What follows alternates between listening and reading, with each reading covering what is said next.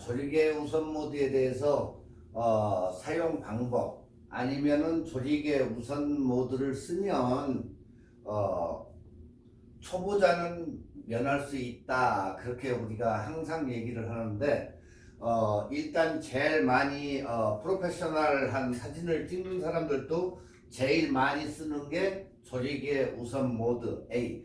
그러니까 우리가 얘기할 때 카메라에 보시면은 제조사마다 이게 약간씩 표기 방법이 조금 달라요.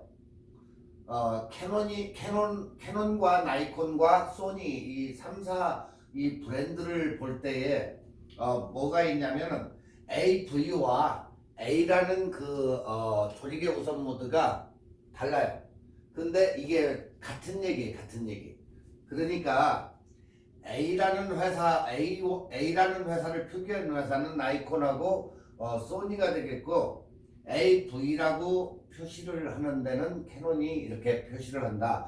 그게 우리가 다이얼 방식에서 보면은 P, TV, AV, M, P 이렇게 돼 있는 것은 보통적으로 캐논에서 이렇게 많이 써요. 그리고 나머지는 이제 뭐 P나 T나 이렇게 간단하게 표시되어 있는 게 나이콘하고 소니에서는 두 가지 통일을 해가지고 그렇게 많이 쓴다. 그리고 이제 C1, C2, C3 이렇게 나머지 크리에이션이라고 해가지고 여러분들이 C1에다가 어떻게 맞추고 C2에다가 어떻게 맞추고 빠르게 쓰기 위해 가지고 자기가 맞춘 형태대로 사용을 빨리 할 수 있게 C1, C2, C3 이렇게 나눠가지고 세이브를 할 수 있게 해놓는 그런 방식이에요. 그리고 B샷다는 야간 촬영을 할 때 B샷다가 필요하다. 예. 그래서 발브 모드 해가지고 B 모드가 있고, 그리고 여러분들이 수동으로 모든 조리개나 타임이나 이런 것을 맞출 수 있는 매뉴얼 모드가 M으로 해서 표기가 되고, 지금 조리개 우선 모드라고 하는 것은 AV 또는 A 이렇게 돼 있고, T하고 TV는 타임 우선이에요. 시간. 그러니까 스포츠 경기를 찍는다든가 이런 것을 할 때에 찍는 모드가 TV. 뭐 물을 갖다가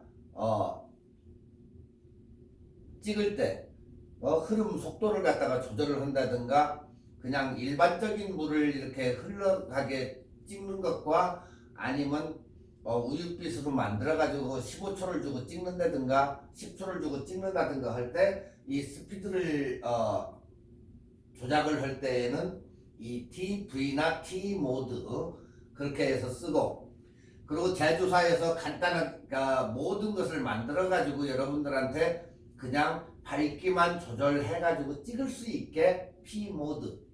그 다음에 이제 오르 모드가 있는데, 될 수 있으면 이 준 프로가 됐건 프로페셔널 카메라가 됐건 이 자동 모드를 쓰시면 그 사진이 검게 나와요. 그렇기 때문에 웬만하면 자동 모드는 이 중형 카메라에서는 쓰지 않는 게 좋다. 그렇게 생각하시면 돼요. 자, 우선 조리개 모드에 대해서는 사용 가이드를 일단은 보면 여러분들이 알고 넘어가야 될 게 있어요. 여기에서. 자, 카메라를 처음 접하는 초보자들은 거의 다 아까도 얘기했지만 오토만을 고집해서 찍는데, 그렇게 하면은 다이얼 모드를 쓰는 방법을 몰라서 쓰지도 못할 뿐더러 사진이 자기가 의도하는 방식대로 나오지를 않기 때문에 항상 카메라를 사면 따라오는 매뉴얼을 읽어봐야만이 이 모드에 대해서 어떻게 돌아가는지 알 수가 있어요. 그렇기 때문에 항상 여러분들은 매뉴얼을 읽어보는 그런 습관을 기르셔야 되고, 각 부위의 명칭을 숙지를 하셔야 돼요. 항상 이 카메라는 P 모드와 M 모드, A 모드, 그리고 셔터 스피드 S 모드가 항상 이렇게 있어요. 어느 카메라고. 그렇기 때문에 그것을 일단은 여러분들이 빨리 숙지를 해야만이 빨리빨리 할 수 있기 때문에 집에서도 그냥 가지고 놓으시면 돼요, 카메라는. 자, M모드는 수동 모드인데 조리개하고 셔터 스피드를 조작을 할 수가 있어요, 이게. 그리고 A모드는 조리개 우선 모드로 지금 우리가 이제 공부를 하는 F값, 조리개 F값만 조작이 된다는 얘기예요. 그리고 조리개 변경은 작가의 의도에 반영을 해가지고 조리개를 열고 닫고를 할 수가 있다는 거죠. 예. 그러니까 1.4나 2.0, 2.8, 4.0 뭐 F값을 자기가 이렇게 조그 다이얼로 뭐 돌리던 뭐 해가지고 찍고자 하는 사람의 의도에 따라 가지고 조리개를 열고 닫고 할 수 있다, 이렇게 보시면 돼요. 자, 또한 카메라에 장착된 렌즈 값도 무시해서는 안 된다. 예. 고급형 렌즈일수록 렌즈가 밝기 때문에 뭐 우리가 0.2다 0.4다 하는 게 바로 거기이기 때문에 렌즈가 밝고 어둡고에 따라 가지고 뭐 F4나 4 정도 되면 굉장히 약간은 어둡겠죠. 그렇지만 찍는 데는 뭐 그다지 지장을 안 받지만은 실내에 들어갔을 때 밝으면, 렌즈가 밝으면 어떻게 되죠? 셔터 스피드가 그만큼 확보가 되기 때문에 굉장히 유리하다. 예. 그리고 밝기가 밝을수록 렌즈는 비싸다는 것을 여러분이 아셔야 돼요. 그래서 0.8보다 0.4가 비싸고 0.2가 비싸고, 예? 보통 L렌즈 같은 경우는 2.8 이 정도 되는데도 굉장히 비싸다는 것을 아셔야 돼요. 그러니까 우리 인체로 따지면 우리의 조리개는 홍채다, 이렇게 생각하시면 돼요. 그래서 날로 이루어져 가지고 이렇게 빛이 많이 열면 많이 투과가 되고 조리개를 닫으면 빛이 적게 투과가 되기 때문에 선명해지면서 빛이 굉장히 적게 들어간다. 우리가 멀리 있는 사람을 볼 때 이렇게 손을 올리고 눈을 쪼여가지고 자꾸 보는 습관도 그러한 습관이다, 이렇게 보시면 돼요. 자, 조리개를 언제 우리가 열까? 아웃포커싱 상황일 때는 우리가 조리개를 확 열어줘야 돼요. 피사체의 대상만 초점을 강조하고 배경을 우리가 찍어가지고 날릴 때, 이런 때에 전 시간에도 얘기했다시피 이렇게 똑같이 50mm 상황과 85mm 상황일 때, 이런 때에도 이렇게 달라져요. 그렇기 때문에 피사체를 어디에다 두고 찍을 때, 자, 50mm로 찍었을 때 똑같은 피사체를 놓고 찍었을 때 뒤산이 50mm일 때는 어느 정도 선명하게 나와요. 그렇지만 85mm 때에 똑같은 피사체를 놓고 렌즈만 바꿨을 때 찍어보니까 뒤에 배경이 다 날아가 버리더라, 그 얘기예요. 그러니까 50mm와 85mm와 이러한 차이가 있더라. 그걸 갖다가 우리가 피사계 심도가 어떻다? 얕아진다, 이렇게 얘기를 해요. 전 시간에 이것은 어느 정도를 했기 때문에 이것은 넘어가고 다음 조리개에 대해서 다른 저거를 설명을 해드릴게요. 자, 프로들이 많이 쓰는 조리개 우선 모드 AV 똑같아요. 조리개 프로들도 매번 매뉴얼만 놓고 찍느냐, 그렇지도 않아요. 이 AV 모드를 굉장히 많이 써요. 자, 전문가들이 많이 쓰는 AV 모드다. 아까도 얘기했듯이 니콘과 소니는 A와 AV의 표기점이 다르기 때문에 그런 염두에 두시면 되고, 모드는 거의 똑같지만은 약간의 이렇게 제조사마다 표기가 달라진다. 캐논과 나이콘과 소니는 이런 식으로 같다. 저 캐논만 약간 달라지고 표기만 틀리지 거의 어느 카메라고 거의 습격하는 거, 그거 참조하시면 돼요. 자, 우리가 프로그램 모드로 찍었을 때 F값을 갖다가 1.4로 줬을 때 여러분들이 보실 때도 느낄 수 있지만은 이 아웃포커싱은 잘 되지만 얼굴을 확대했을 때 얼굴 부분 어떻게 되죠? 샤프하지가 못하다 이게. 예. 그런 사진을 볼 때 특히 인물과 배경을 보았을 때 뒷배경이 너무 죽어가지고 뭔지를 알 수가 없어요. 지금 이렇게 보면은 배경이 다 죽어가지고 무슨 사진인지 경치를 찍었으면 경치가 나타나는 게 인물만 이거 독보적으로 하는데 얼굴을 갖다가 확대를 해서 보니까 깨끗하고 샤프하지가 못하다 이 얘기예요. 사진이. 자, 이런 단점을 없애기 위해서 모드를 바꿔줘요. 프로그램 모드를 찍던 것을 갖다가 조리개 모드로 바꿔준다는 거예요. 자, 방금 전에 이 P 모드로 찍은 사진을 갖다가 이 P 모드로 프로그램 모드 P 모드로 찍었을 때와 이 A 조리개 모드로 찍었을 때와 차이가 엄청난 차이가 나요. 자, 조리개만 수동으로 조작하고 나머지는 자동으로 놓고 요즘 노출은 거의 잘 맞아요. 그러니까 뷰파인더로 여러분들이 체크하면서 F값을 조금씩 올려보면서 찍으면 F값이 1.4일 때와 2.0일 때와 이렇게 차이가 나더라. 거의 못 알아보는 상태지만 2.0 찍었을 때에는 어느 정도의 이렇게 표시가 나고 잔디도 조금 이렇게 살아나고 이런 식으로 1.4에서 2.0으로 F값을 변경하고 2.0에서 2.8로 변경을 해서 2.8에서 4.0으로 하니까 어느 정도 윤곽이 뒤에 이렇게 나타나더라는 거예요. 그러니까 여러분들이 찍어가지고 사진을 항상 찍고 나가지고 모니터를 쳐다보고 이게 잘 나왔네 이걸 보는 게 아니고 그 사진을 확대해서 보지 않는 이상은 알 수가 없어요.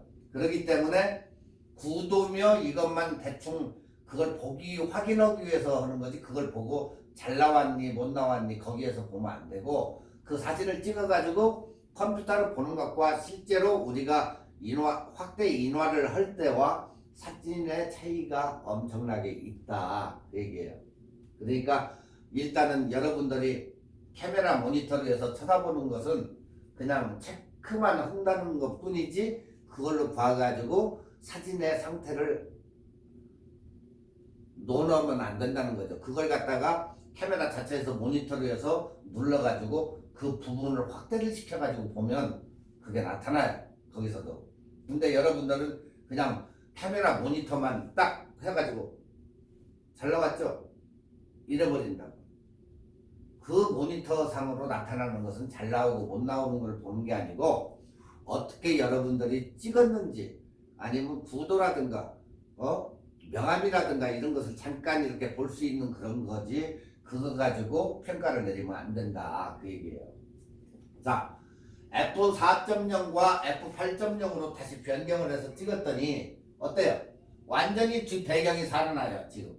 자, 여러분들이 눈으로 육안으로 봤을 때 이 F1.4에서 찍은 것과 2.0, 2.8, 4.0 이렇게 올라와 가지고 딱 8.0으로 왔을 때의 사진을 보니까 뒷배경과 모델의 그 배경이 다 살아있더라 사진이. 이 차이가 엄청난 차이가 나는 거예요 지금. 자, 여기에서도 지금 이렇게 세 개를 비교해 놔봤는데 흔들린 사진들이 이렇게 나와요. 네. 자, 여기에서 문제점이 F8로 변경했을 때 초보자가 겪는 문제가 나와요. 꼭. 그게 뭐냐? 노출값이 떨어지다 보니까 핸드블러가 나와요. 핸드블러. 흔들림 현상이. 여기에서 이제 카메라 용어인데 핸드블러는 떤다는 얘기예요. 흔들린 사진. 이럴 때에는 현재 ISO 값을 약간을 올려주면 셔터 스피드가 어때요? 올라가죠? 항상 이럴 때에 핸드블러 이런 문제가 나올 때는 ISO 값을 현재 자기가 가지고 있던 사진이 흔들렸으면 그 당시에 400이면 600이나 800으로 올려줘 가지고 찍으면 이 문제가 해결이 된다. 예. 자, ISO가 64였을 때 400으로 올렸더니 125분의 1초가 나오더라는 거예요. 그러면 그만큼 셔터 스피드가 확보되기 때문에 흔들린 사진이 안 나온다는 거죠.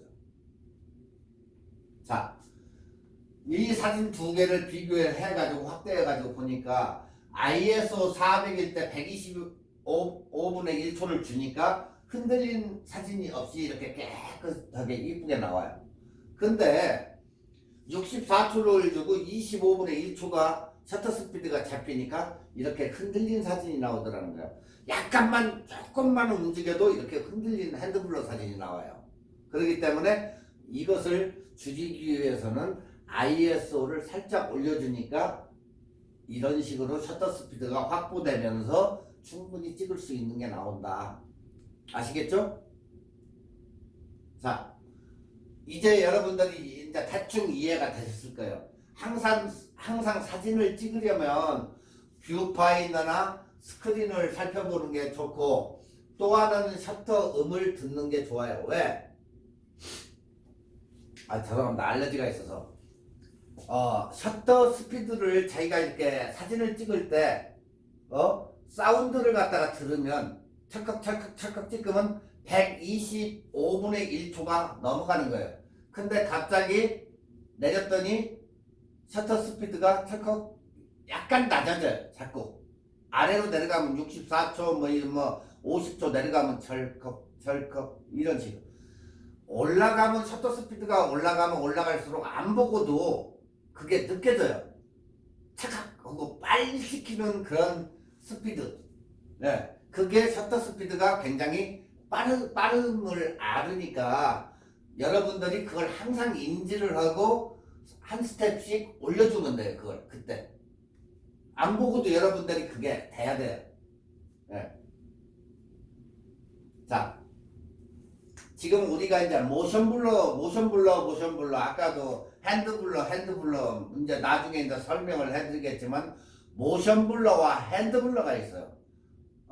자, 모션블러는 차가 정지된 상태에서 글로벌 셔터라고 해가지고 정지된 상태가 있고, 그 다음에 롤링 셔터, 그 다음에 흔들림 현상이 나타나는 모션블러라고 우리가 얘기해요. 이걸 이 세 가지를 이제 얘기를 하는데, 지금 이제 여기에서는 프로그래밍 모드가 나왔는데, 프로그램 모드는 P에다가 놓고 찍으면 된다는 얘기예요. 다 똑같아요. 캐논이나 니콘이나 소니나. 지금 여기에서 핸드블러를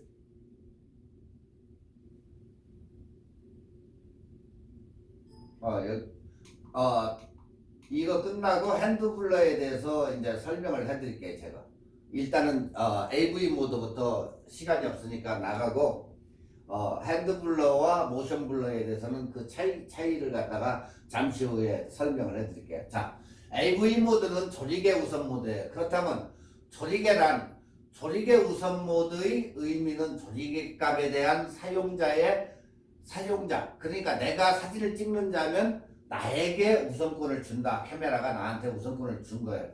자, 사용자가 조리개 값을 우선 선택해서 카메라가 자동으로 셔터 스피드를 결정을 하게 해준다.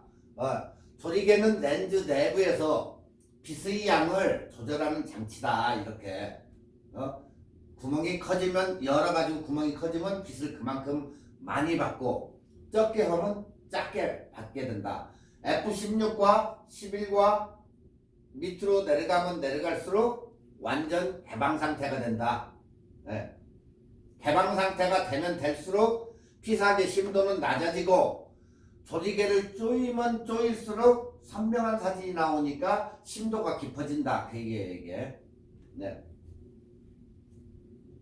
자, 여러분들이 이 차트표는 내가 2, 3주 전에 이 차트표를 줬을 거예요.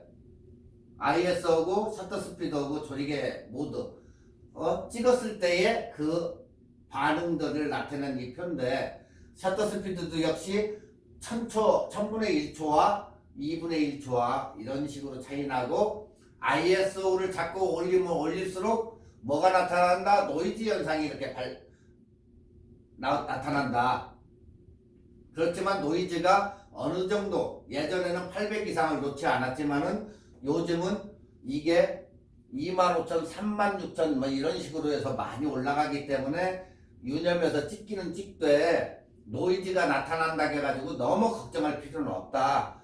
그만큼 노이즈가 약간씩 있는 사진도 굉장히 좋다. 그러니까 너무 걱정할 필요는 없고 여기에 따라서 이 세 가지가 굉장히 사진에서는 중요하다고 그렇게 누누이 강조를 했으니까 ISO, 셔터 스피드, 조리개 이 세 개의 수치를 가지고 서로 조합을 해가지고 그 수치를 만들어낼 수 있다. 이걸 내려도 되고 이걸 올려도 되고 그 수치가 나오고 얘를 내리고 얘를 올려도 그 수치가 나온다. 그러니까 여러분이 그 세 개를 가지고 조합을 해가지고 여러분이 원하는 그 목적의 그 수치가 나올 수가 있다. 그 얘기예요. 자, 여기에서는 우리가 맨날 얘기하는 전설의 F1.0이라는 무시무시한 렌즈, 기리와 구경 그런 렌즈인데 1.0짜리도 렌즈의 밝기가 1.0짜리도 있다. 종류에 따라서 F값이 0.95에 이르는 그런 렌즈도 존재한다. 우리가 뭐 맨날 0.4 하니까 0.4보다도 아래는 없는 그런 생각을 하시는 분도 있는데 그게 아니고 F값이 1.0짜리와 0.95짜리도 있다는 거. 가격은 엄청 비싸겠지만요. 자, 여러분들이 숙지해야 될 게 이 노출값. 항상 뭐 인터넷을 보든 어디를 보든 찾아가지고 이 노출값을 2000분의 1초일 때에는 이렇게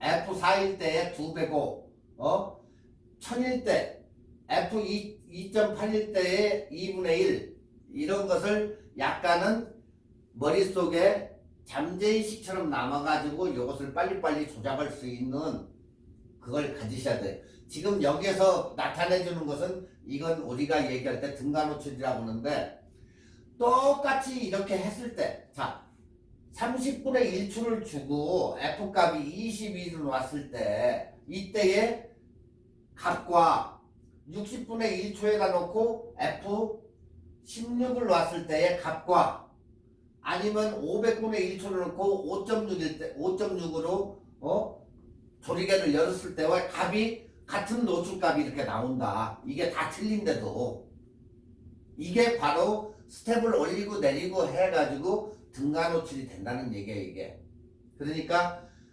한 가지 중에서 그게 나오는 게 아니고 이걸 올리면 이게 내려가고 이걸 올리면 다시 또 이게 내려가고 하기 때문에 그 세 개를 가지고 이런 같은 노출값을 만들어낼 수 있다. 이걸 뭐라고 한다? 등가 노출이라고 한다 우리가.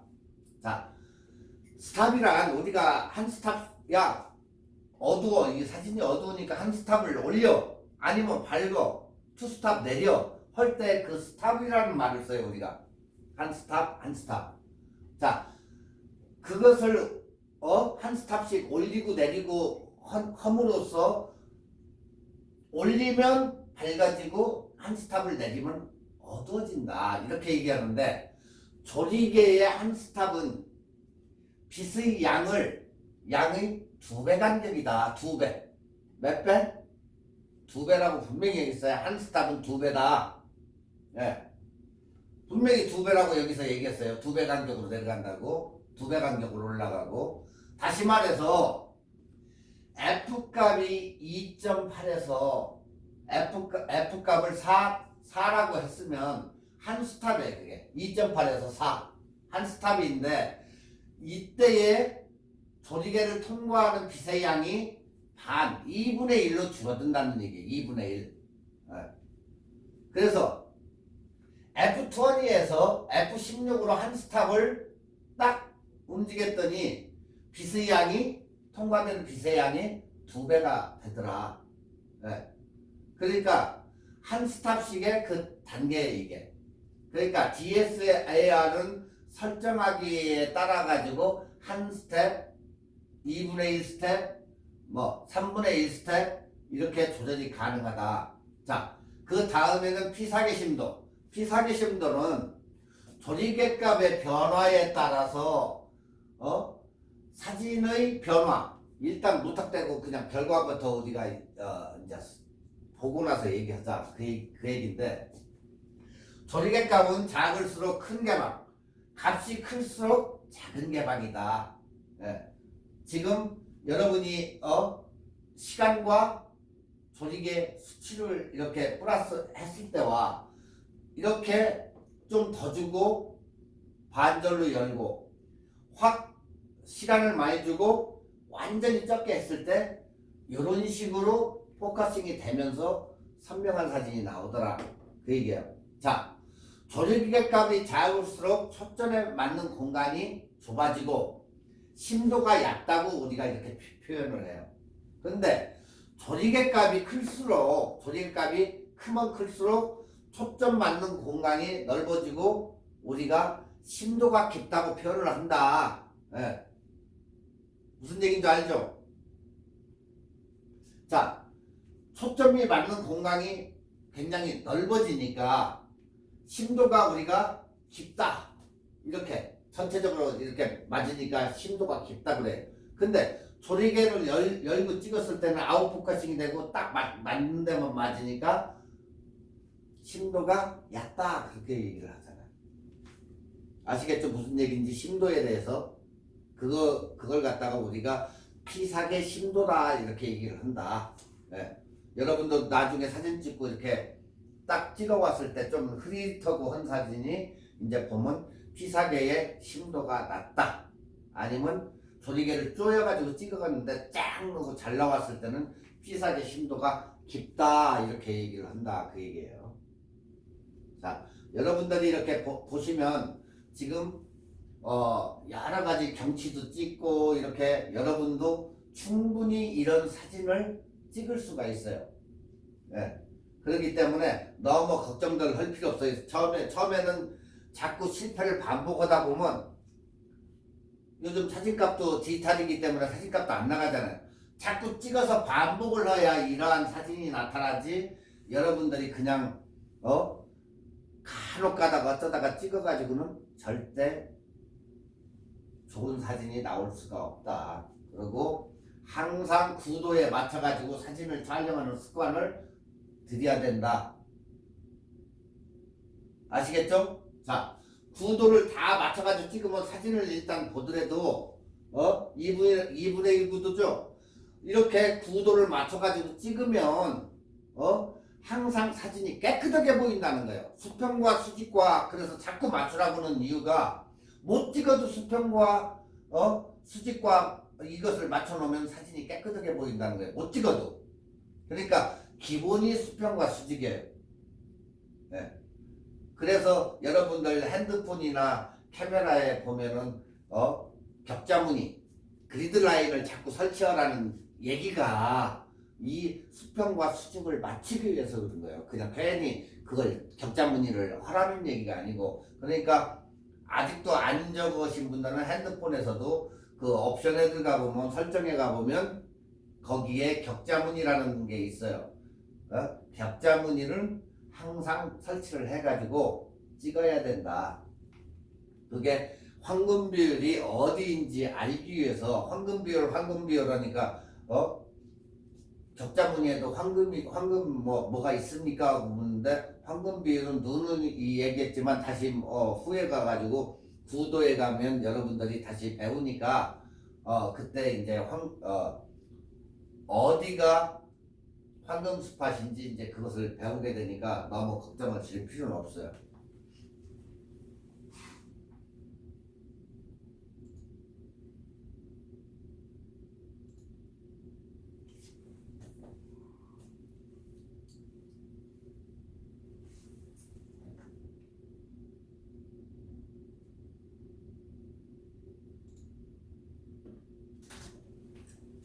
계속해서 조리개 모드에 이제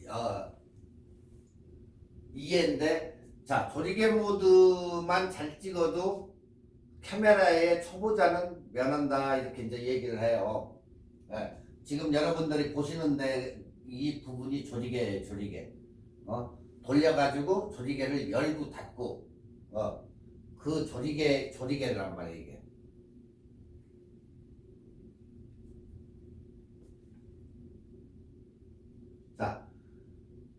자, F값을 우리가 F1.4 이 부분이 이제 나이콘 카메라를 보면 이렇게 나와요. 이 1.4라고. 초는 400분의 1초. 이런 식으로. 그게 바로 F값이 얼마를 주는지 그 부분이 조리개 부분이다. 네. 자, 조리개 부분을 갖다가 이렇게 쭉 찍어보면 F1.4일 때와 F2일 때, 2.8일 때, 4일 때와 5.6일 때 F8로 올라가니까 검어지죠. 네. 조리개가 낮으면 낮을수록 밝아지고 높으면 높을수록 어두워진다. 네. 왜? 조리개를 열었으니까 빛의 투과량이 굉장히 많기 때문에 밝아지고, 조리개를 닫았을 때 F값이 올라가면 올라갈수록 어두워진다. 아까 얘기했죠? 이렇게 어두워졌을 때에는 어떻게 한다? ISO를 올려준다. 그러면 이게 밝아지면서 셔터 스피드도 확보가 된다. 네. 아시겠죠? 자, 조리개는 아웃포커싱, 배경 날림에, 특히 인물 사진 찍을 때 굉장히 중요해요. 네.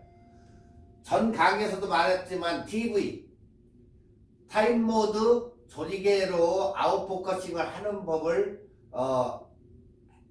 배웠기 때문에 여기에서는 일단은 생략하고 다음 시간에 다시 거기에 대해서는 또 얘기를 해드리겠어요.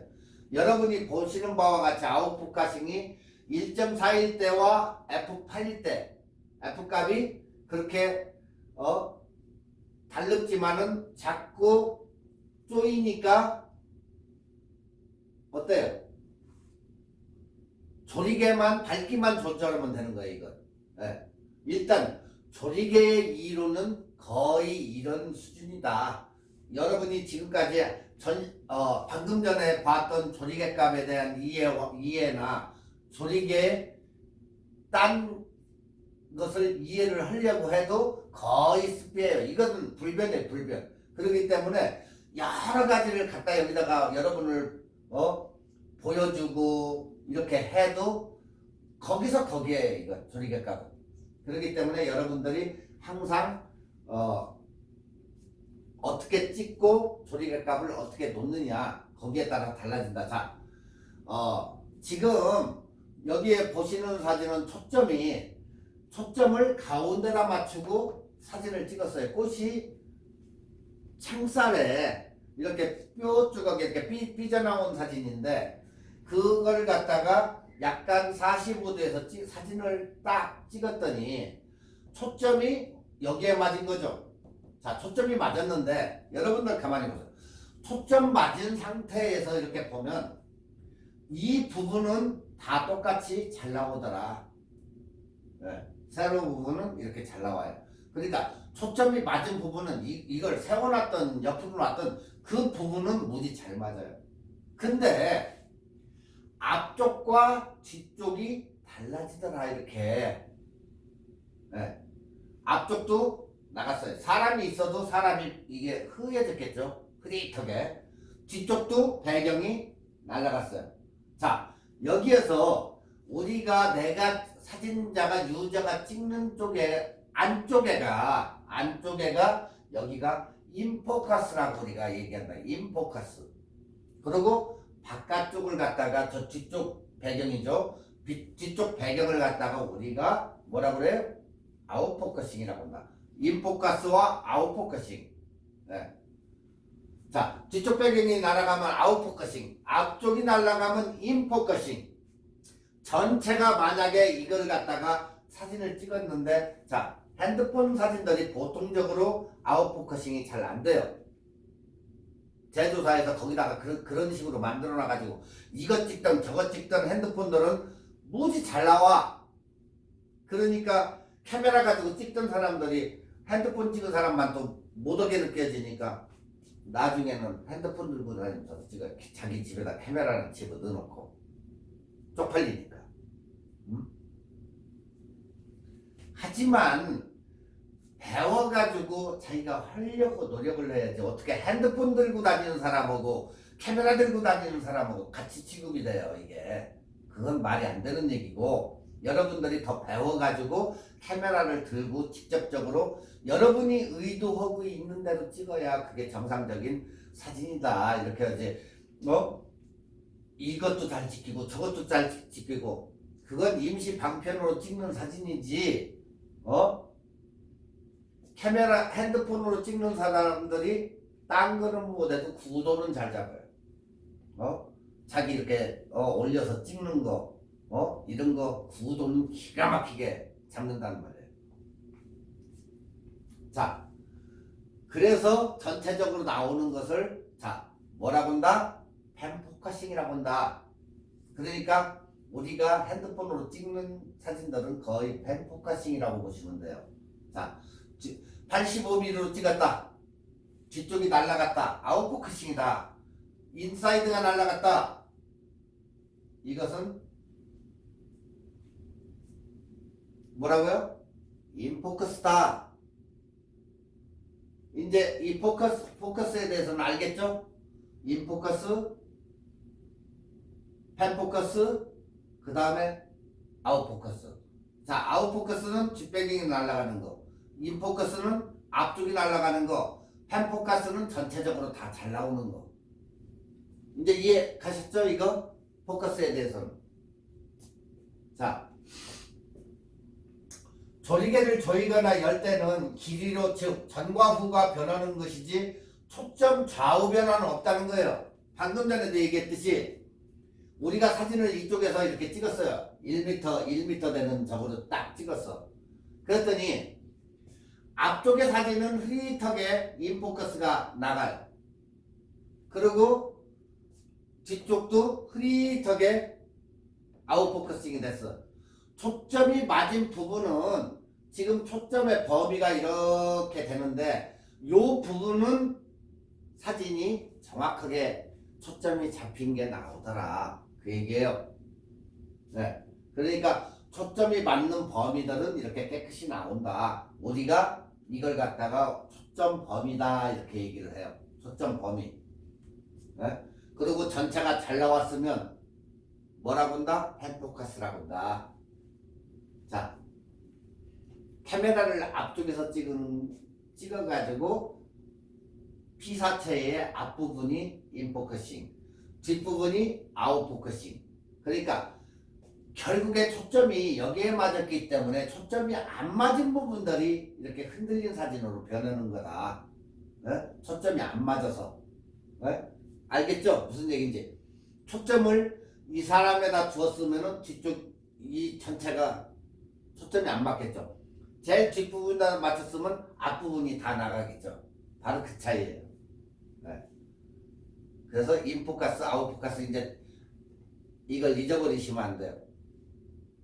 자, 여기서도 인포커싱 되는 부분이 앞부분이고 초점이 맞은 데는 가면 갈수록 똑같죠. 사진이. 초점이 맞은 영역이기 때문에 똑같다는 거예요. 근데 뒷부분에는 초점이 맞지 않았기 때문에 흔들린 사진인데 아웃포커싱이 되더라. 지금 인물 사진을 이제 여기에서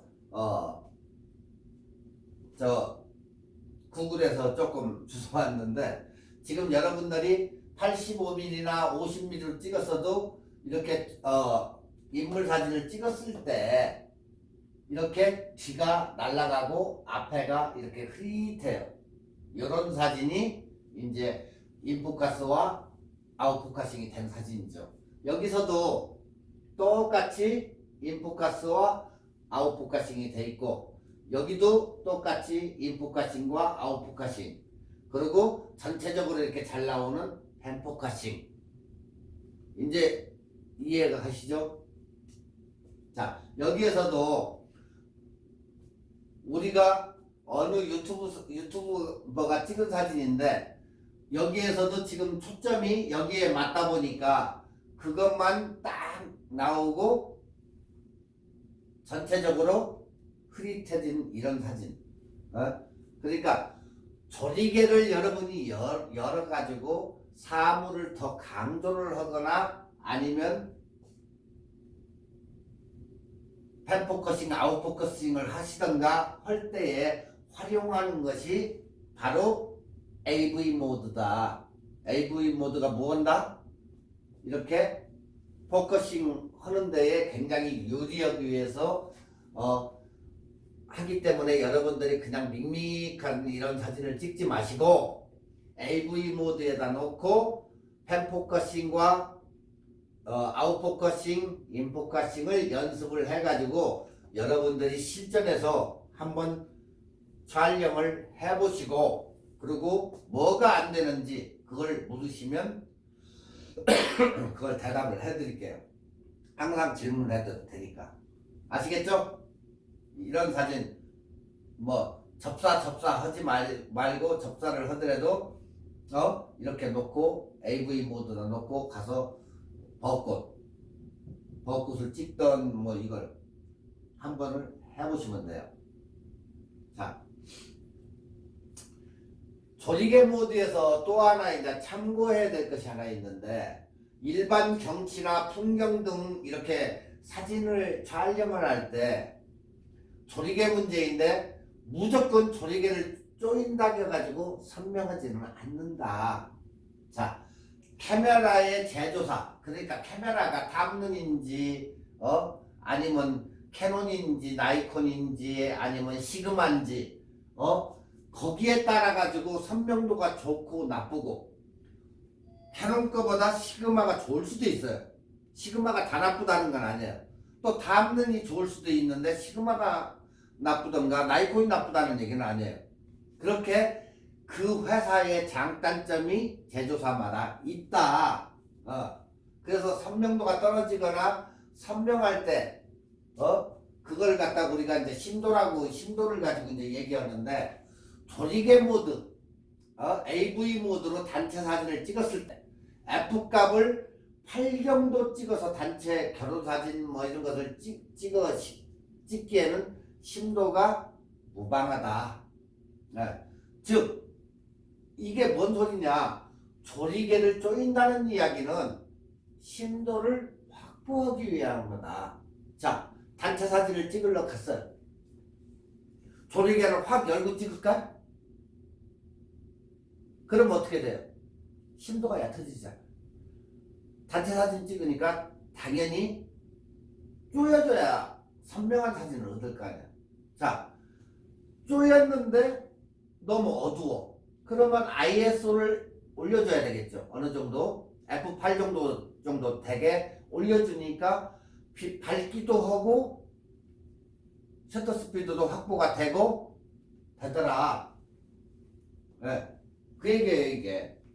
자, 사진에서 빗망울 사진, 이런 빗망울 사진을 조리개로 하다 보니까 이 동글동글하게 뭐 불빛 같은데 이렇게 보면 나와요.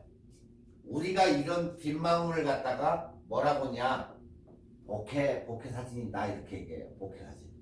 네. 지금 여기에 보면은 다 이렇게 물방울처럼 이렇게 빛에 의해 가지고 나타나죠. 네. 이걸 우리가 보케라고 그래요. 보케. BOKEH. 네. 보케라고 그래요. 이걸. 사진에서 빗망울 사진 보케는 제조사의 렌즈의 특성으로 빗망울이 모두 다르게 나타나더라. 그 얘기예요. 자, 캐논 것은 이렇게 나타나고, 나이콘 것은 이렇게 나타나고, 소니 것은 이렇게 나타나고, 이런 식으로 해서 틀리게 나타난다는 거예요. 빗망울이. 네. 빛을 봐가지고 찍었는데, 이 카메라 이렇게 세 가지로 찍어봤는데 각 카메라마다 제조사의 렌즈의 특성에 따라 가지고 이렇게 틀리게 나타나더라 그 얘기예요. 그러니까 렌즈를 어느 걸 썼냐에 따라서 빗방울이 달라진다. 뭐 회오리 모양도 나타나 이렇게 회오리 모양, 물방울 모양 이런 식으로 나타나는데 이 회오리 모양의 회오리 모양처럼 이렇게 나타나는 그 물방울은 지금에는 거의 없고 여러분 어떤 분들이 옛날 렌즈를 갖다 껴가지고 쓰는 분들 옛날 그러니까 렌즈를 쓰시는 분들은 옛날 구형 그 렌즈를 쓰시는 분들은 이런 회오리 모양이 나타나요. 네, 그걸 참고하셔야 돼요. 그래서 이러한 문제가 약간씩은 있다. 그걸 또 좋아하시는 분들 복회 사진 찍기를 좋아하시는 분들이 또 있어요. 사진을 찍다 보면 여러분도 여러분이 딱 꽂히는 그런 저희가 있어요. 아 이거 멋있는 사진인데 해가지고 거기에 꽂히면 그것만 찍으러 다녀요. 네. 그러니까 그 각자의 그 저희가 다 틀리기 때문에 여러분도 이렇게 찍어보면 도난 모양으로도 이렇게 나오는 거 있고 이런 식으로 나오는 거 있고 회오리처럼 생기는 것도 있고 그런 것이 렌즈의 제조사마다 다 달라진다. 자, 지금도 여기 이제 복회 모양을 만들고 어느 사람은 이렇게 필터를 만들어 가지고 필터를 렌즈에다가 이렇게 딱 갖다가 껴가지고 이런 식으로 하트 모양이면 하트 복회가 되고 이렇게 해가지고 찍을 수 있어요. 야간의 얕은 심도를 활용해서 촬영하다 보면 뒷배경에 꼬마전구 같은 조명이 있을 때 불빛이 있을 때 빗망울이 예쁘게 맺히는 것을 우리는 복회라고 한다. 네. 자, 이 빗망울은 초점이 맞지 않는 영역에서 초점이 맺지 않는 영역이라고 했어요. 조명의 빛이 살짝 번지면서 예쁜 이러한 몽환적인 복회가 생겨난다. 예. 그래서 어떤 분들은 이런 것을 가지고 연출을 하기도 하는데 경우에 따라서는 일부러 초점을 안 맞게 해가지고 그것을 찍기 위해서 사람을 흐리멍텅하게 해놓고 이것을 살려가지고 늦어가면서 찍는 사람도 있다. 그 얘기예요. 그런 작품들이 있고 필터는 여러분들이 이렇게 창의적으로 만들어가지고 둥글게 가위로 오려가지고 렌즈 앞부분에다 넣고 찍어도 이러한 사진을 만들어낼 수 있다. 예. 자, 스탑의 개념 이제 총 정리인데 조리개 한 스탑 1.4배 증가 1.4, 2, 2.8, 4 이런 식으로 그리고 셔터 스피드는 한 스탑이 2배를 증가한다. 10, 20, 40, 80, 160 ISO는 2배씩 증가한다. ISO를 올리니까 100 했던 것을 200, 400, 800, 1600 이 등간 노출이 어렵다고 생각되시는 분들은 이걸 어떻게 놓고 찍는다? 자동에다 놓고 찍는다. 예. 노출 자동. 그러면 밝기만 조정하면 되겠죠. 예. 그렇게 찍으면 되지만 이것은 카메라에서 빠질 수 없는 거기 때문에 자동도 놓고 자동으로 놓고 찍는 사람도 한계가 있죠. 자기도 자기가 노출 같은 것을 해보고 이렇게도 찍어보고 저렇게도 찍어보고 싶겠죠. 그러니까 이게 귀찮은 사람들은 자동에다 넣고 찍으시면 된다. 네. ISO도 오토, 저것도 어로 해가지고 그렇게 찍어도 무방하다. 아시겠죠? 자, PSA 및 M모드는 셔터 스피드, 속도와 조리개에 대해 서로 다른 수준의 제어 기능을 제공한다. 자, 여기에서 이제 결론적으로 이제 얘기하면 P모드는 최적의 노출을 위해 셔터 스피드, 속도, 조리개가 자동으로 설정된다. 제조사에서 그렇게 만들어 놨다. 네. 스냅 사진 찍을 때나 카메라 설정을 조절, 시간이 바쁠 때, 빨리 찍어야 될 때는 P모드에다 넣고 밝기만 조정을 하면 끝이다. P모드. 프로그램 모드예요. 자, S. 셔터 스피드 우선. 먼저 찍죠? 스포츠. 빠른 거 지나갈 때. 자, 사용자가 셔터 속도를 선택하면 최적의 결과를 위해서 조리개가 카메라에 의해 선택된다. 움직임을 고정하거나 흐리게 할 때 사용된다. 네? 그래서 물을 어때요? 250분의 1초를 주면 샥 지나가지만 15초나 10초나 이렇게 주면 물이 완전히 흐릿하게 돼가지고 막 우유빛처럼 변하죠. 바로 그 얘기다. 다음 A모드. A모드는 지금 1시간 동안 설명을 한 게 A모드예요. 자, 조리개 우선 모드. 사용자가 조리개를 선택하면 최적의 결과를 얻기 위해서 셔터 속도가 카메라에 의해서 선택된다. 배경을 흐리게 하거나 전경과 배경의 초점을 모두 맞추는 데 사용된다. 무슨 얘기냐?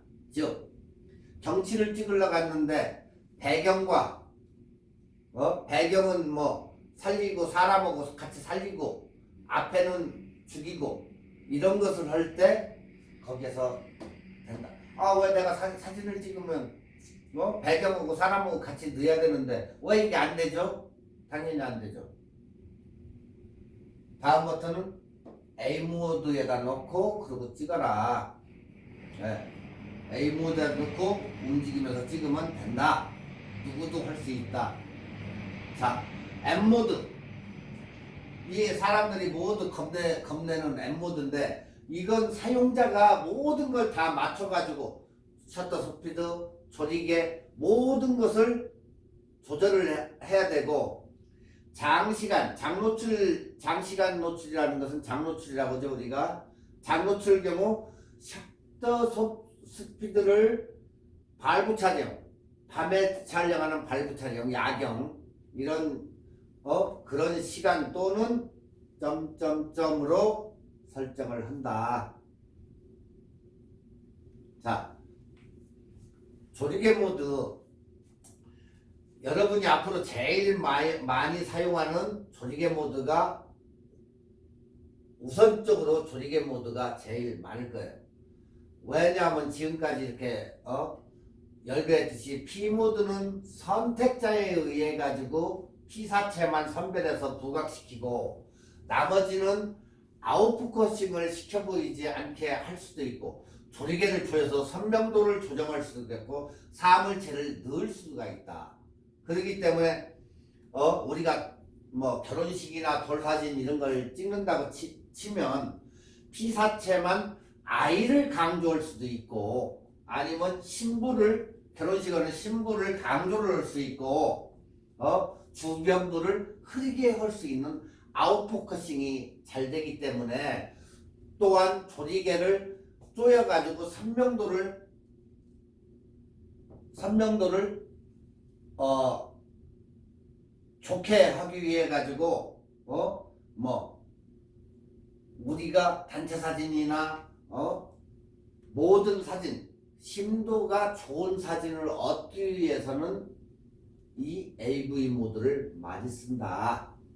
그래서 프로페셔널들도 많이 쓴다는 얘기예요. 조리개 우선 모드를 쓰다 보면 여기에서 또 느끼는 것이 있는데 조리개 값을 지정하고 셔터 스피드 값과 ISO 값이 자동으로 되면 얼마나 편한지, 왜 이걸 무겁게 카메라를 가지고 다녀야 되는지, 왜 좋은 렌즈가 왜 필요한지 이 AV 모드를 쓰면 그것을 느낀다.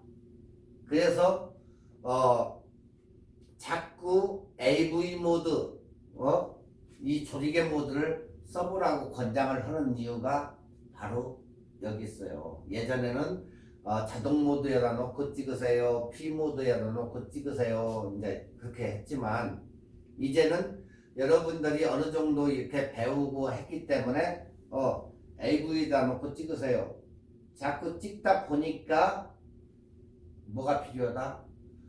렌즈가 왜 좋은 렌즈가 필요하고 왜 카메라가 왜 좋은지 여기에서 그걸 느끼게 된다는 얘기예요. 조리개 모드에서. 아시겠죠? 그래서 여러분들이 사진이 느는 거예요. 그게. 자, 이제 결론은 여기까지 AV 모드는 끝난 것 같고,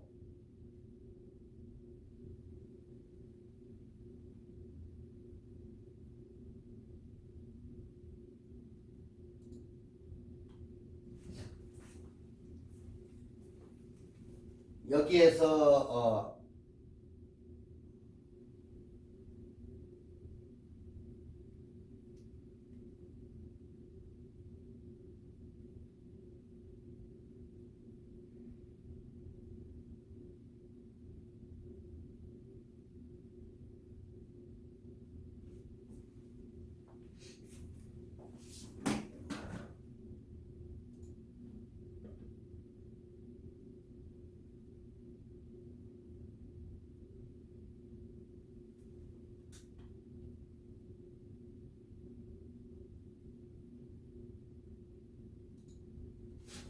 상황별 셔터 스피드가 있는데 지금 거의 뭐 시간도 거의 다 돼갔는데 이게 뭐 그다지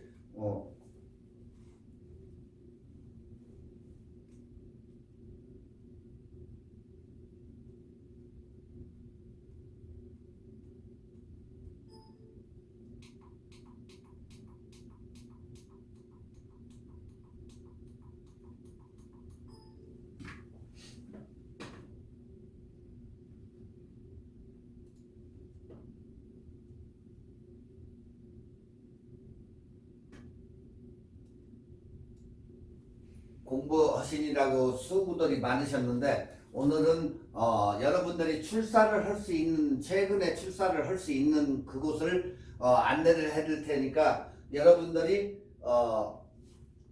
한번 가보시고 그 다음에 파노라마 사진 해달라고 하신 분이 있어서 파노라마 사진을 하고 여러분들이 아주 멋있는 사진 찍을 수 있는 곳으로 안내를 해드릴게요. 자, 파노라마 사진을 찍는 법은 지금 이게 한 장의 사진이 아니고 네 장의 사진을 갖다가 붙여서 만든 사진이에요. 이게 이제 B샵에 가서 이제 제가 자주 가는 B샵에 가가지고 찍어가지고 이제 만든 사진인데 파노라마 사진은 될 수 있으면 이것도 법칙이 있어요. 옆으로 찍는 사진도 있지만 될 수 있으면 카메라를 세워서 찍어라. 네. 왜? 폭이 넓어지기 때문에 이런 식으로 찍는 것도 있지만은 이런 식으로 세워서 찍으라는 거예요. 세워서. 그래야 넓어지니까 사진이. 왜 그러냐면 나중에 이렇게 사진을 찍어가지고 나중에 픽스를 하다 보면 무슨 결과가 초래를 하냐면 지금 한 컷, 두 컷, 세 컷, 네 컷인데 너무 옆으로 찍으면 이런 결과를 초래를 해요. 나중에 이게 붙일 때 보면 사진을 쫙 만들다 보면 이렇게 구청이 잡혀요. 그럼 여러분들이 포토샵에서 들어가가지고 요 부분을 찍어가지고 같은 색깔로 해가지고 이 사진을 만들어줘야 돼요. 그런 것을 패단을 없애기 위해서는 카메라를 세워서 찍는 게 더 유리하고 좋다.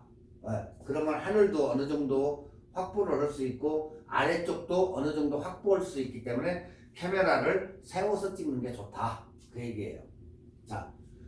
자, 우리가 여행을 하다 보면 풍광이나 이런 것을 보고 잠깐 이렇게 쳐다볼 때에는 이것을 전체를 담았으면 좋겠다 할 때에 파노라마 사진이 필요하고, 망원 렌즈를 가져가 가지고 단체 사진을 찍으려고 하는데 이게 안 돼.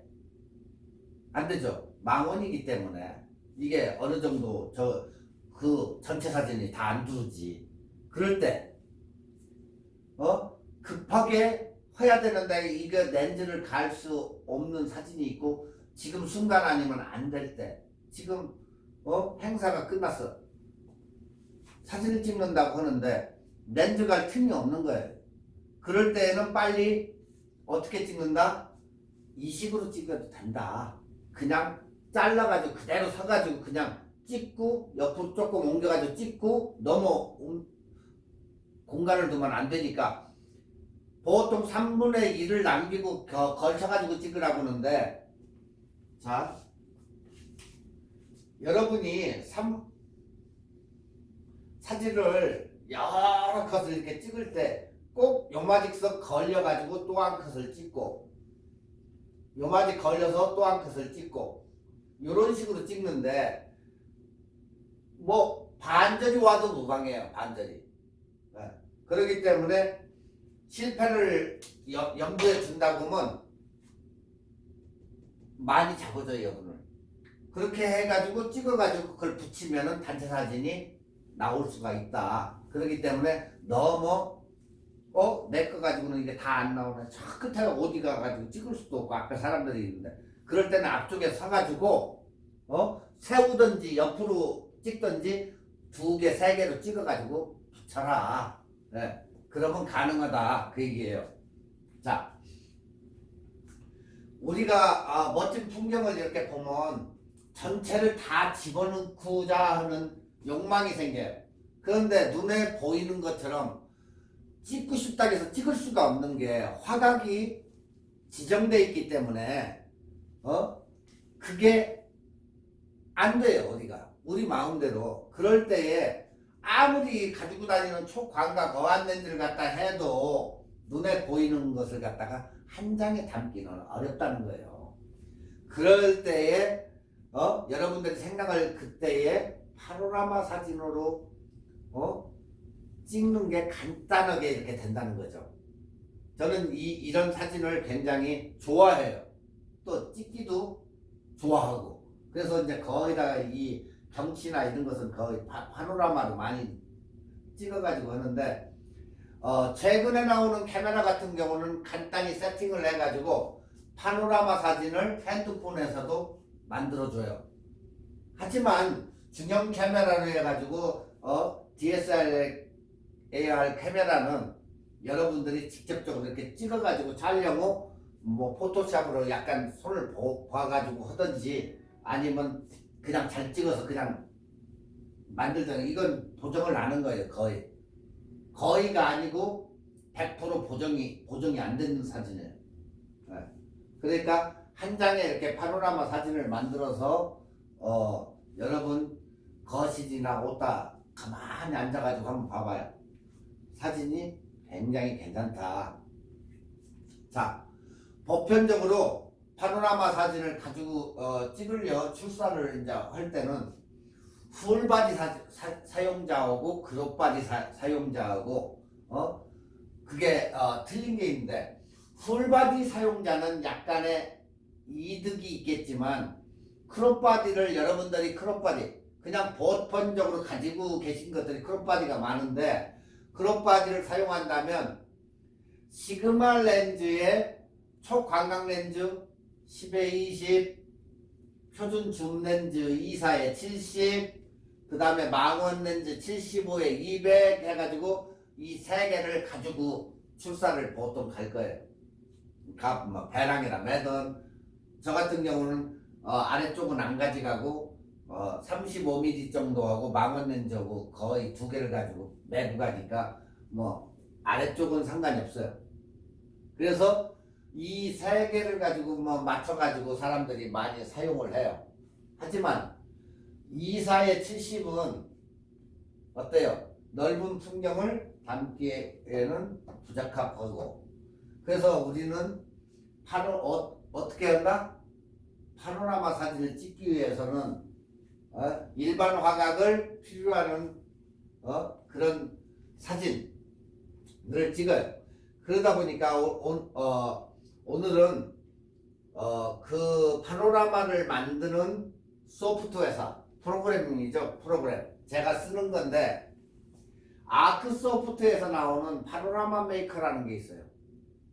네, 파노라마 메이커 버전 3 아니면 버전 4, 5 해가지고 6까지 나왔는데 이 회사가 문을 닫았어요. 더 이상 서포트를 안 해주는데 이 사진을 구글에서 서치를 해보면 파노라마 메이커 해가지고 서치를 해보면 손쉽게 다운받을 수 있는 그런 데도 있어요.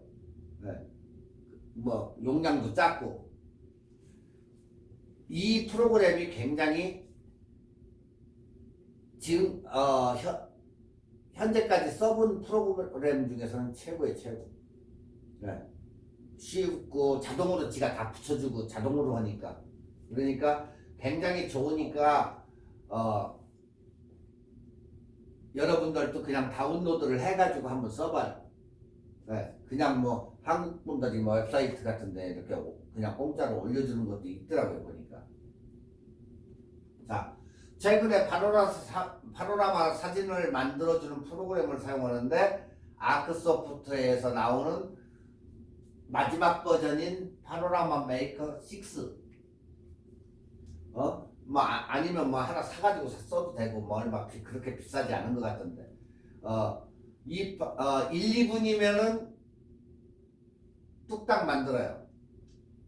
그래서 간단히 이제 이걸 알아보는데 이 툴은 이 사이트에서 프리 트라이얼 버전을 다운받을 수가 있어요. 그렇기 때문에 그냥 뭐 한 달 정도 쓰다가 안 써도 되지만은 꼭 사진 찍는 사람은 파노라마 메이커가 필요를 해요.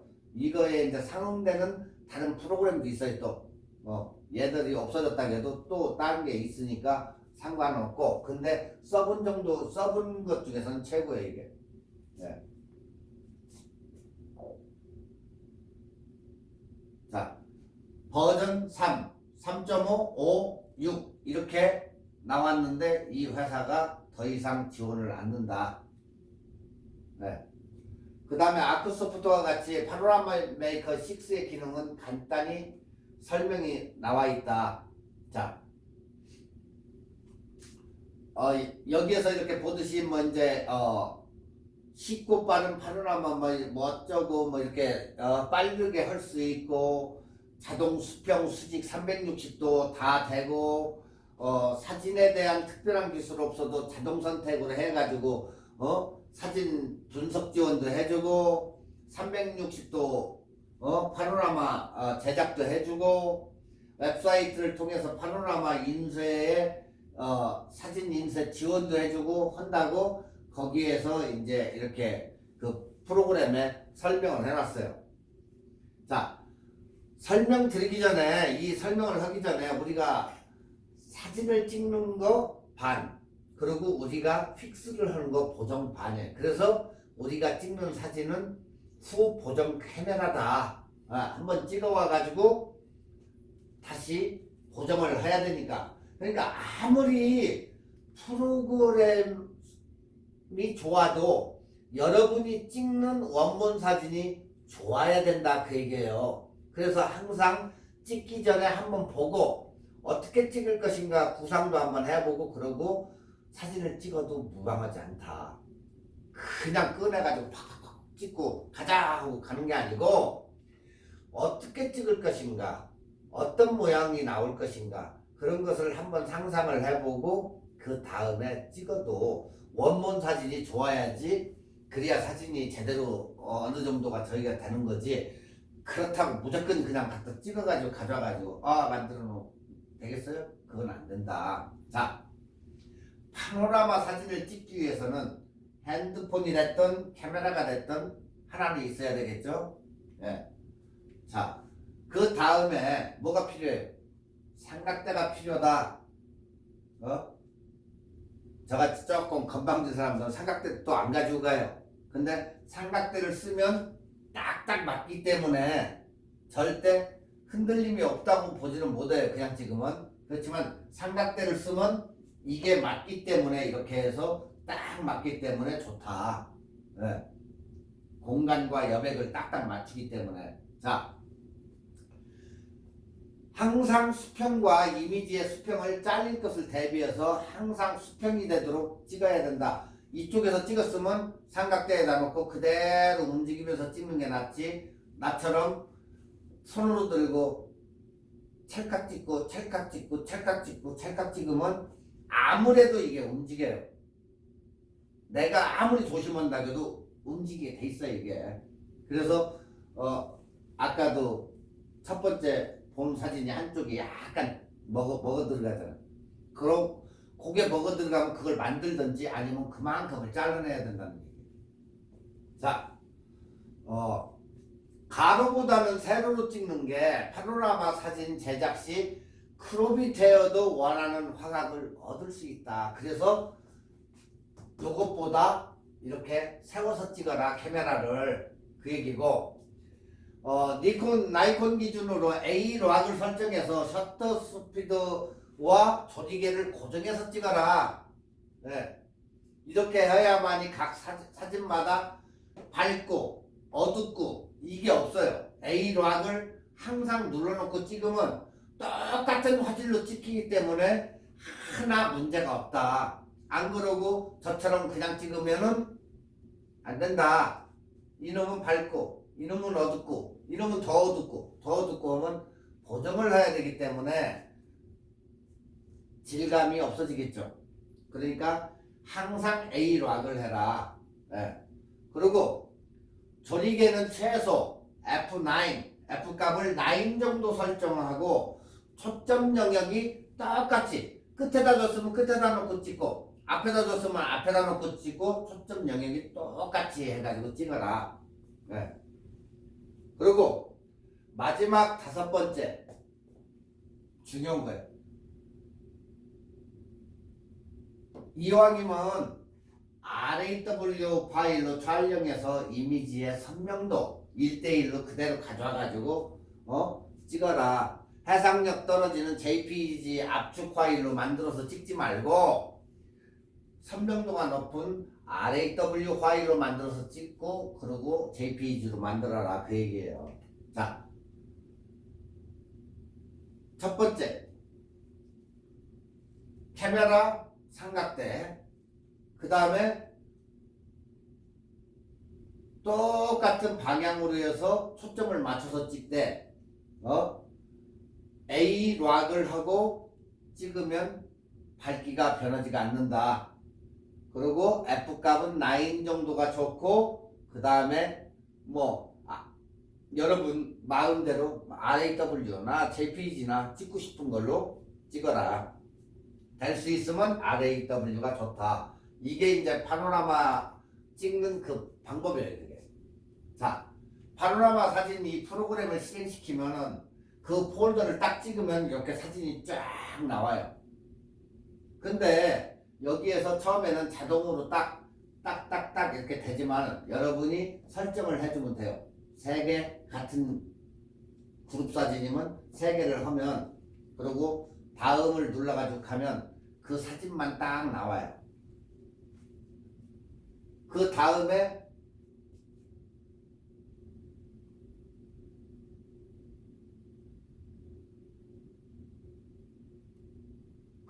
가면 이렇게 사진이 자동적으로 순서도 바꿀 수도 있고 하지만 가면은 이렇게 자동으로 쫙 만들어서 이렇게 딱 나와요.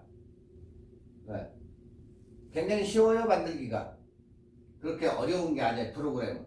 그러니까 여러분이 대충 한 번만 연습해 보시면 이건 누구나가 다 아는 거기 때문에 이런 게 있다는 것만 아시면 돼요. 그리고 이제 여기 빨간 부분 라인들이 이렇게 있는데 이만큼을 세이브한다는 얘기예요. 이 위쪽으로 나가면은 이제 거기는 잘리는 부분이기 때문에 얘가 이마지 세이브 할래요? 물어보는 거예요, 결국에. 그러면 여러분이 세이브 하시면 파노라마가 완성이 되는 거예요. 자, 지금 여기 컷을 보시면 1컷, 2컷, 3컷 해가지고 쭉 있는데 이 수평의 길이가 다르기 때문에 요마지기 잘라지기 때문에 여기에서 요렇게 잘라지는 거예요. 요렇게 요마지만 아시겠죠? 이 아홉 장의 사진이 합성이 돼가지고 요런 사진이 나오는 거예요. 네. 그래가지고 확대해서 보면 어디가 어긋났는지 근데 거의 어긋남이 없어요. 이 프로그램이 알아가지고 지가 어느 정도 다 하니까 네. 어긋남이 없는지 그걸 확인을 해보면 거의 정확한 사진이 이런 사진이 나온다. 간단해요. 파노라마는. 그래가지고 세이브 딱 해가지고 가서 사진관에 가서 뽑으시면 됩니다.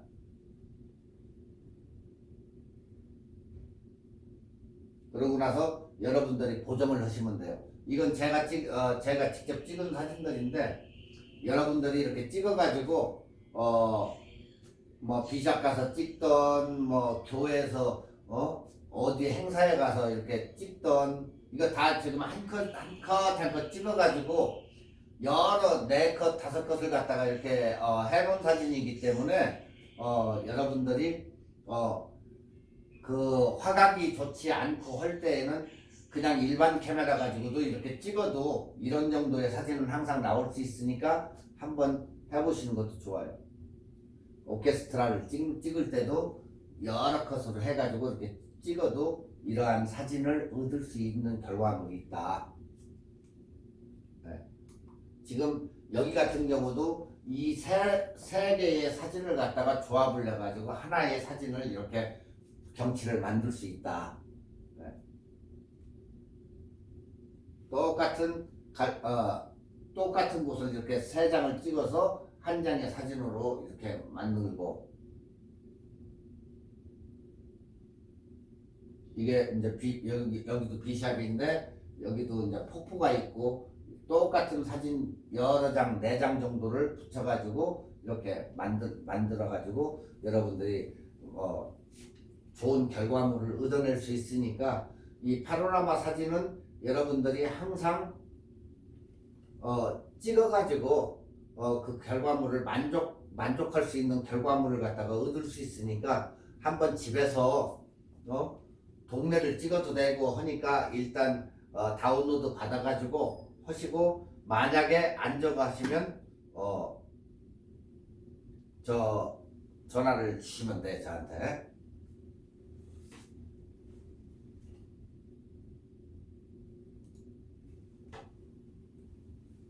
자, 파노라마 사진은 이제 뭐 끝났고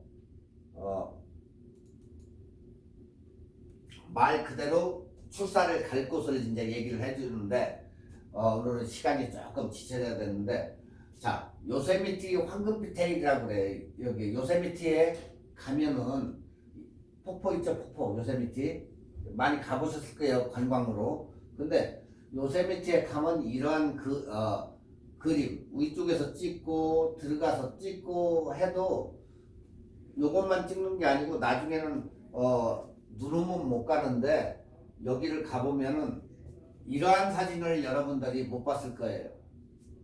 이렇게 이게 물 떨어지는 저건데 뭐 용암이 뭐 떨어진다 뭐 이게 뭐 말꼬리다 말꼬리처럼 생겨가지고 테일이다 하는데 어떤 저거는 석탄을 갖다 뭐 붓기도 한다는데 불의 폭포 뭐 이런 얘기도 하고 그래요.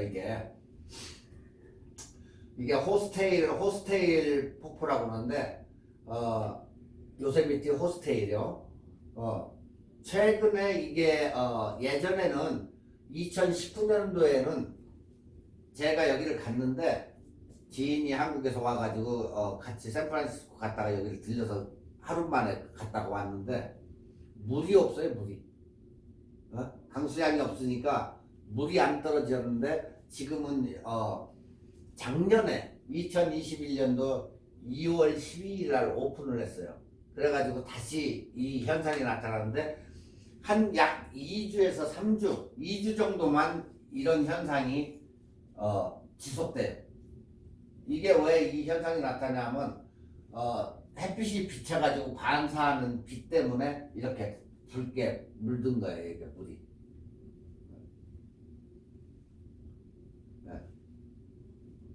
이건 요세미티 국립공원 페이스북에 나타난 그 이제 사진인데 이런 식으로 해가지고 사진들이 변해요.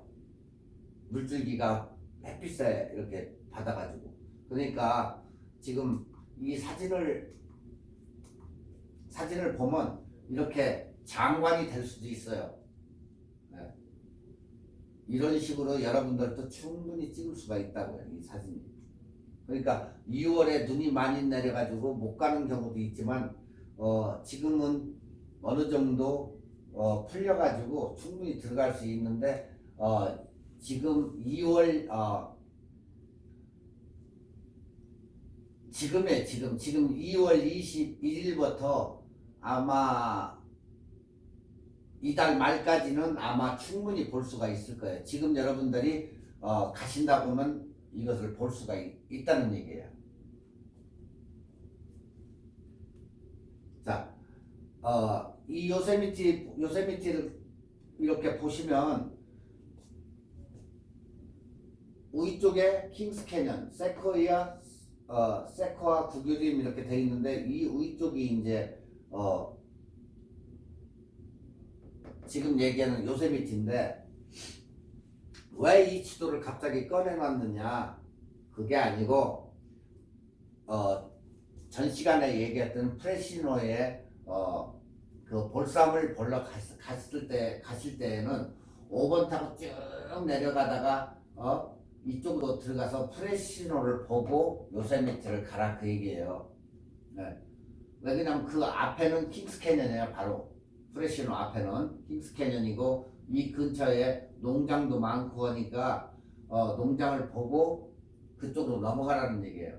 그래서 5번을 타고 가다가 99번을 타고 가야죠. 99번 가다가 5번 타고 가다가 99번으로 들어가가지고 프레시노 가가지고 여기 뮤지엄도 있고 많으니까 일찍 출발해가지고 프레시노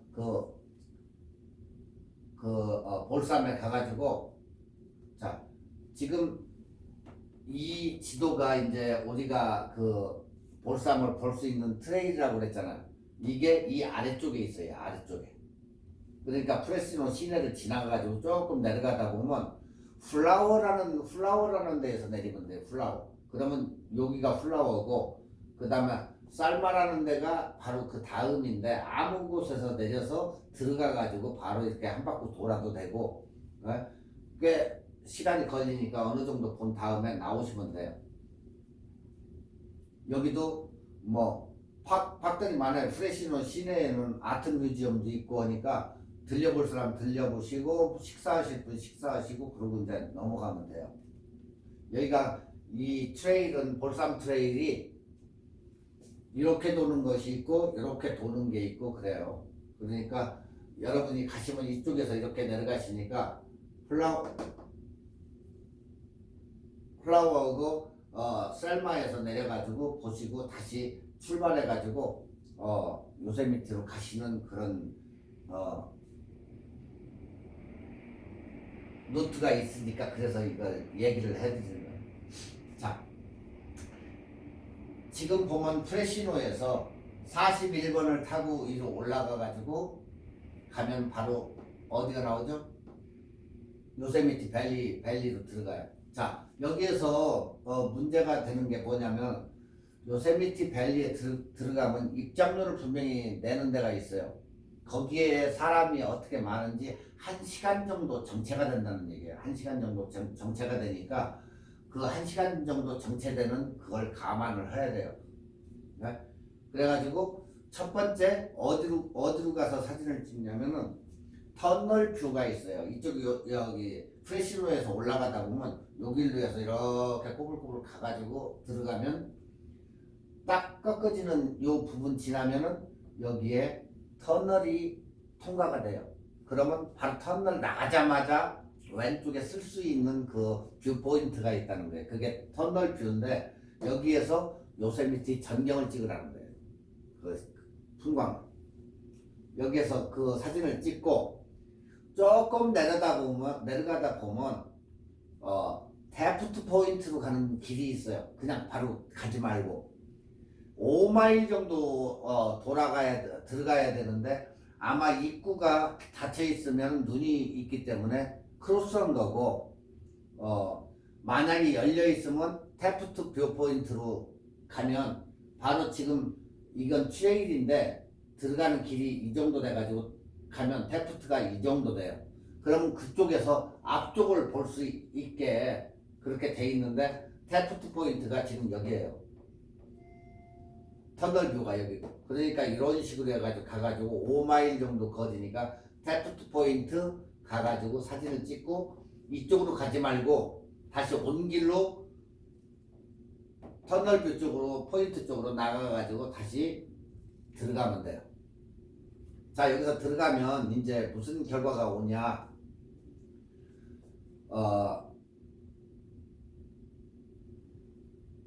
지금은